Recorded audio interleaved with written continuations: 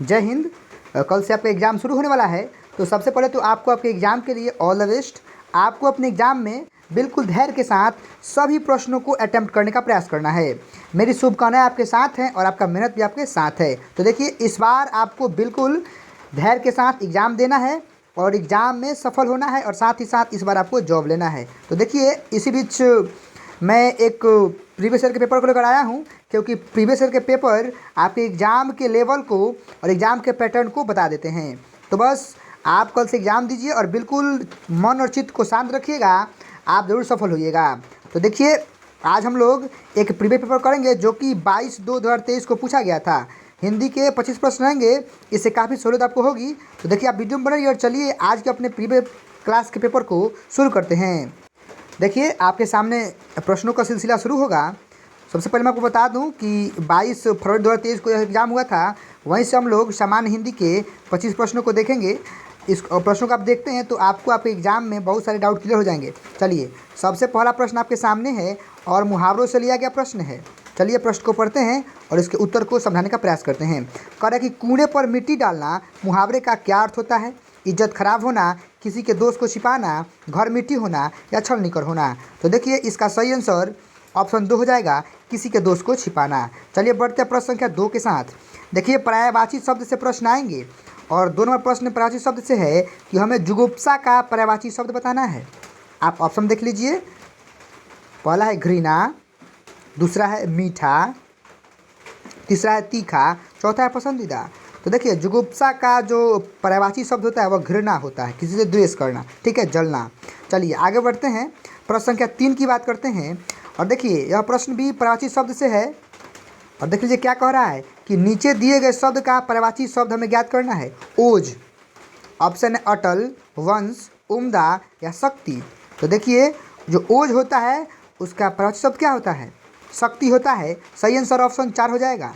चलिए प्रश्न संख्या 4 है और देख लीजिए कि यह जनरल समझ पर आधारित है। कह रहा है कि माँ बाजार जाने के लिए डैश को बुलाई, मतलब किसको बुलाई? खिलौना को, बच्चों को, पैसा को या सहारा को। तो देखिए, आप इसको अपने जनरल समझ पे आंसर दे सकते हैं।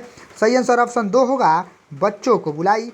चलिए आगे मैं आपको बता दूं कि 4 प्रश्नों के बाद आपसे अपठित गद्यांश पूछेगा और अपठित गद्यांश से लगभग 5 से 6 प्रश्न आपसे पूछे जाएंगे। तो आप ज़रूर अपठित गद्यांश को करके जाइएगा।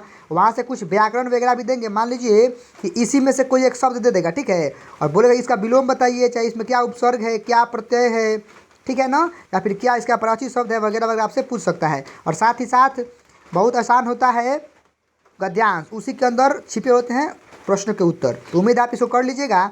वीडियो लंबा कर इसको हम छोड़ देना है और चलिए आगे बढ़ते हैं और 11 नंबर शुरुआत करते हैं।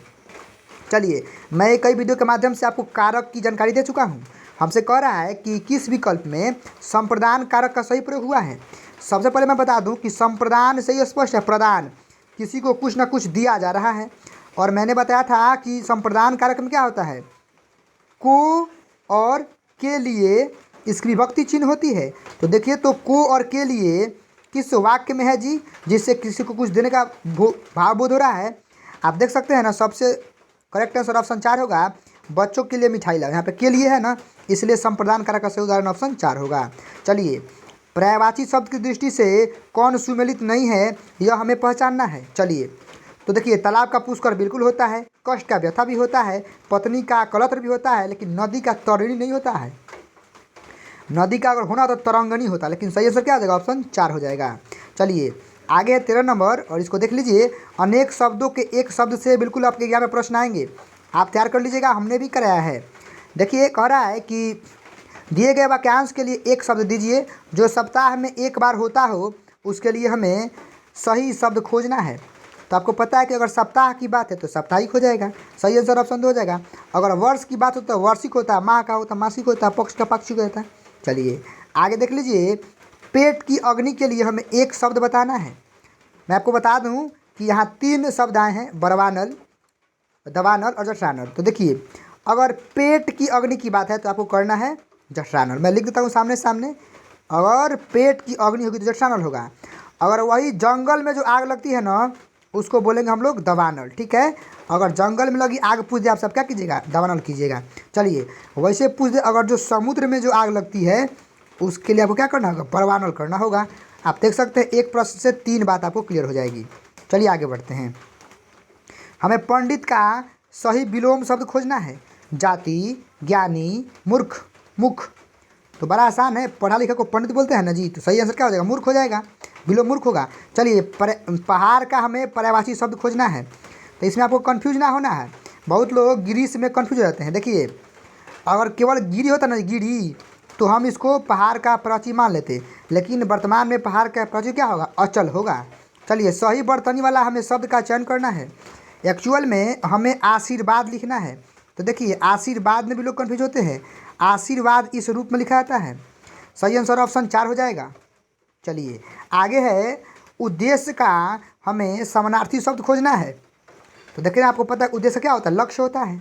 चलिए प्रासाद का आशय, देखिए एक ही शब्द के कई सारे अर्थ होते हैं, तो प्रसाद का हो जाएगा महल। सही आंसर ऑप्शन 3 हो जाएगा।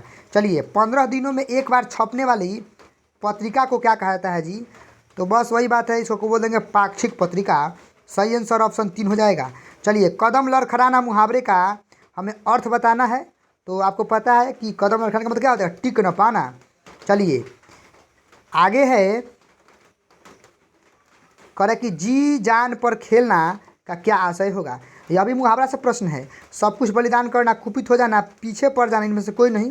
तो बात वही है, जी जान पर खेलना मतलब क्या, सब कुछ बलिदान कर देना। चलिए आगे बढ़ते हैं। जिसकी सहन शक्ति अच्छी है उसके लिए हमें एक शब्द बताना है, या फिर उसे हम कहते क्या हैं। वैष्णव, सहिष्णु, सहयोगी, इनमें कोई नहीं। तो सही आंसर ऑप्शन 2 सहिष्णु हो जाएगा। चलिए आग का हमें तत्सम बताना है। देखिए आग जो है वो अगर हिंदी का शब्द है तो इसको हम लोग क्या बोलते हैं, तद्भव बोलते हैं। और इसको हमें संस्कृत में ले जाना है तत्सम के लिए, तो क्या हो जाएगा, अग्नि हो जाएगा।